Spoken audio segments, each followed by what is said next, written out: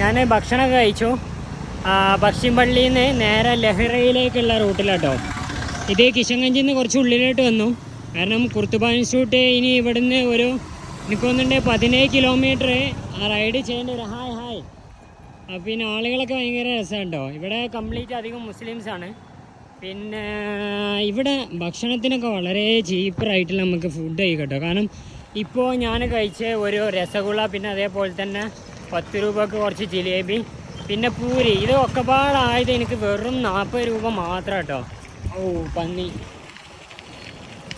ഇനി ഏതായാലും ഈ റോഡ് മാറിയണമെന്നറിയില്ല. ഇവിടെ ഒരു ടെമ്പോൻ്റെ ആളുകളുണ്ട്, ടാക്സിക്കാർ. അവരോടൊന്ന് ചോദിച്ച് കൺഫേം ചെയ്യണം കേട്ടോ. ഇത് റോഡ് വളരെ മോശമാണ്.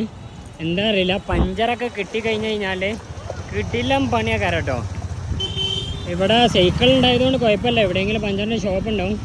നല്ല റോഡാണ്, നല്ല തണലും ഉണ്ട്.